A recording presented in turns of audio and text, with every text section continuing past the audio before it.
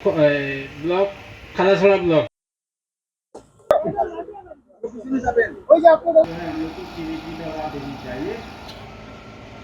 জল ফ্রি দিলাম তোমাদের জন্য বাতাস लगी होती है उसमें जैसे कि कैपेसिटी তো সয়েল का जो আমরা সবাই হাততালির মাধ্যমে আমাদের অতিথিগণ বিধায়ক মহাশয় এবং অন্যান্য অতিথিগণ সবাই হাততালি দাম মায়ের নিচে তুলে দিই।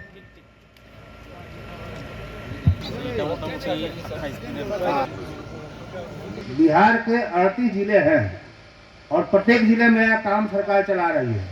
माननीय विधायक जी को मैं कहना चाहूँगा कि सर हम लोग 2 जिले में कार्यक्रम कर रहे हैं, गया जी और बक्सर 2 जिला है, और दोनों जिलों के लिए सरकार जो है कृषि के जो पद्धतियों हैं, एक जिले में हम 5 गांव गोद लिए हैं और प्रत्येक गांव से 100 किसानों के यहाँ 5 गांव लिए तो 500-600 किसानों के यहाँ हम प्रत्येक सीजन में, रबी में, खरीफ में और गर्मा कसर में, तीनों समय में कुछ कुछ क्षेत्र में हम प्रत्यक्ष डिमोन्स्ट्रेशन करते हैं।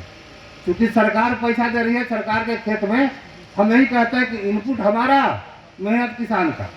किसान मेहनत करेगा और जो उससे उत्पादन होगा वो किसान को जाएगा।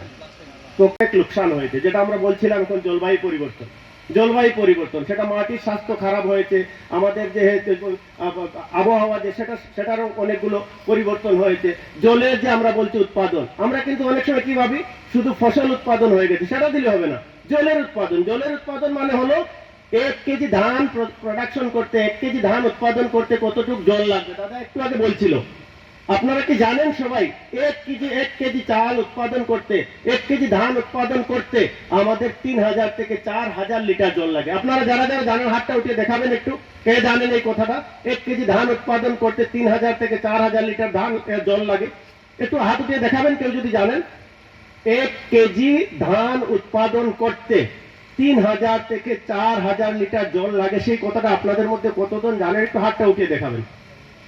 और साथ में हमारे किसानों की आमदनी ये बढ़ रही है। जैसा कि आपको मैं बताऊं कि जो हमारी Indian council of medical research है उसका रिकमेंडेशन है कि हमारे प्रत्येक व्यक्ति को करीब 300 ग्राम सब्जियां डेली खानी चाहिए। लेकिन आपको पता है हमारी उस मानक को हम पहुंच पा रहे हैं? नहीं पहुंच पा रहे हैं। हमारी जो प्रति व्यक्ति जो हमारी सेवन है सब्जियों की वो 215 ग्राम से 250 ग्राम तक ही है।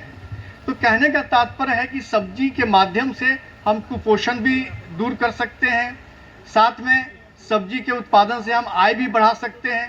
तो अब रही बात कि हम किन किन सब्जियों की उत्पादन करें और किस विधि से करें, जिससे कि हम ভেবেছিলাম অভয়জি বাকি আমাদের সাথীরা বলবে, যেটা বিহার বা দেশের বিভিন্ন জায়গায় খুব মানে ইয়ে হয়েছে, কি বলে প্রসারিত হয়েছে, জিরো টিলিজ টেকনোলজি। আপনারা বলবেন জিরো টিলিজ কেউ জানেন এখানে? একটু দেখাবেন হাত উঠিয়ে। জিরো টিলিজ মানে হাল ছাড়া চাষ করা। বল স্যার এটা কি সম্ভব হয়? আমিও তাই ভাবতাম। আমরা যখন বিএসসি এগ্রিকালচার পড়তাম আমরা জানতাম যে কি বলে আলু লাগানোর জন্য বা গম ভুট্টা লাগানোর জন্য আগে জমিকে চাষ করতে হবে, তারপরে লাগানোর পরে লু উঠাতে হবে, চারিদিকে মাটি দিতে হবে। কিন্তু আমি যখন বড়া পানিতে প্রায় 15-16 বছর কাজ করলাম, দেখলাম যে ভুট্টা যখন আমি ধানের মধ্যে কি করলাম, শুধু গর্ত করে বা একটা হালকা নালা করে, যে জায়গায় বীজ লাগাবেন শুধু ওই জায়গায় একটা হালকা করে নালা করে দিলেন, আর ওইখানে আপনি আপনার সার গোবর যা দেওয়া দিয়ে দিলেন, বীজটা লাগিয়ে দিলেন, পুরো জমিটা আপনি হাল দেবেন না। যেমন আমি উদাহরণস্বরূপ আমি বলি, ক্লাসে যখন আমরা যাই বা আপনারা যখন কোনো অনুষ্ঠানে যাবেন, বেঞ্চে গিয়ে যদি বসতে হয় কি করবেন? আপনার নিজের হাতের রুমালটা নেবেন বা খালি হাত দিয়ে যে জায়গাতে বসবেন, এটা আমাদের একটা আদত আছে, আমরা ওই জায়গাতে গিয়ে জায়গাটা কি করে নেই? পরিষ্কার করে নেই। কি ঠিক বলছি কিনা? না কেন করি? আপনি কি সবার সিট পরিষ্কার করে দেন? শুধু যে জায়গাটাতে বসবেন সেই জায়গাটা। ঠিক সেইভাবে গাছটা লাগাতে হবে, চারাটা লাগাতে হবে শুধু যেই জায়গাতে বসার দরকার সেই জায়গা, পুরোটা না। একটা আম গাছ এই লাল খুঁটাটা, আরেকটা আম গাছ ওই লাল খুঁটাটা।